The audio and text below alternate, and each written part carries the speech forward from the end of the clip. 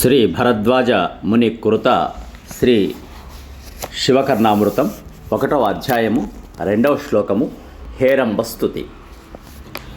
ఈ స్తోత్ర రచనలో దురదృష్టవశమైన ఏర్పడే విఘ్నములను నివారించడం కోసమై ఈ కవి వినాయకుడిని స్తుతిస్తూ ఉన్నాడు. ఈ శ్లోకంలో ఆ వినాయకుడు ఎలాంటివాడు, ఎవరికి ఆనందాన్ని కలిగజేసేవాడు, ఎవరు నిరంతరం పూజ చేసేవారు, ఈ శ్లోకంలో తెలుపుతున్నారు. శ్లోకాన్ని చూద్దాం. నందనందనమిందిరాపతి మనోవంద్యం సుమందాకిని స్యంజత్సుందరశేఖరం ప్రభునుతం మందార పుష్పార్చితం భస్వంతం సురయామిని చరణుతం భవ్యం మహోభావయే హేరంబం హిమవత్సుతాపతి మహానందావహం శ్రీవహం హేరంబం హిమవత్సుతామతి మహానందావహం శ్రీవహం అని ఈ స్తోత్రంలో ఆ వినాయకుణ్ణి స్తుతిస్తూ ఉన్నారు శ్రీ శివకర్ణామృత స్తోత్ర కవి. నందన్ సంతోషించు కొడుకు గల ఇందిరాపతి మహావంద్యం మనోవంద్యం విష్ణువుచే మనస్సున నమస్కరింపదగిన సుమందాకిని స్యందస్సుందర శేఖరం శోభనమైన గంగానది చిందించు అందమైన శిరోభూషణము గల ప్రభు నుతం ప్రభువులచే నుతింపబడు మందార పుష్పార్చితం మందార పుష్పములచే పూజింపబడిన భాస్వంతం ప్రకాశించు సురయామిని చరణుతం దేవదానవులచే స్తుతింపబడిన భవ్యం గొప్పవైన మహా కాంతియో అనదగిన హిమవత్సుతామతి మహానందావహం పార్వతీదేవి యొక్క బుద్ధికి మహానందమును కలిగించువాడు శ్రీవహం కాంతిని వహించువాడు అగు హేరంబం వినాయకుని భావయే భావించదును.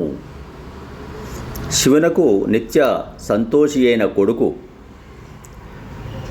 విష్ణువుచే మనస్సుననే నమస్కరింపదగిన ఆకాశగంగను స్రవించు సుందర కేశపాశములు గల ప్రభు అయిన శివుని చేతను ఇతరుల ప్రభువుల చేతను గొప్పనైన తేజస్సు అనదగిన పార్వతి బుద్ధిలో మహానందమును కలిగించు కాంతిని లేక జ్ఞానమును ప్రవహింపజేయు సూర్యుడా అన్నట్లు ప్రకాశించు ఆ వినాయకుని భావించదును అని ఈ శివకర్ణామృత కర్త ఈ హేరంబుని యొక్క ప్రార్థనను ఈ శ్లోకంలో చేశాడు.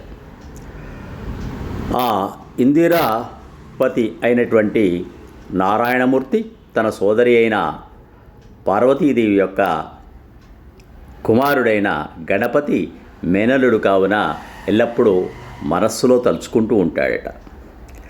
అలాగే సుర పూజితుడైనటువంటి శివుడు కూడా తన మనస్సులో ఎల్లప్పుడూ ఆ హేరంబుని తలుచుకుంటూ ఉంటాడు. ఇక తనచే సృజింపబడిన కుమారుడు కాబట్టి ఎల్లప్పుడూ పార్వతీదేవి ఆనంద తుందిలమవుతుంది ఆమె యొక్క మనస్సు.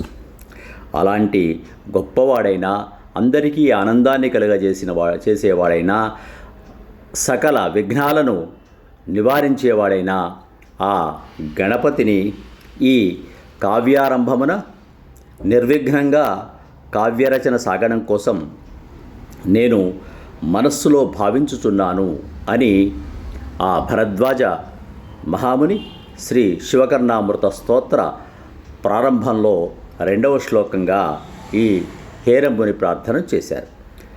శ్లోకాన్ని మరొక్కసారి అనుసంధానం చేద్దాం. నందనందనమిందిరాపతి మనోవంద్యం సుమందాకిని స్యందత్సుందరశేఖరం ప్రభునుతం మందార పుష్పార్చితం భస్వంతం సురయామిని చరణుతం భవ్యం మహోభావయే హేరంబం హిమవత్సుతామతి మహానందావహం శ్రీవహం. ఈ స్తోత్రమంతా మీ ముందుకు రావాలంటే ఆచార్య శ్రీ శక్తి ఛానల్ను సబ్స్క్రైబ్ చేసుకోండి, ఆస్తిక మహాజనులకు షేర్ చేయండి. ఈ స్తోత్రంలో ఉన్నటువంటి 350కి పద్య శ్లోకాలను మీ ముందుకు తెచ్చేటువంటి ప్రోత్సాహాన్ని ఇవ్వండి. శుభం భూయాత్. స్వస్తి.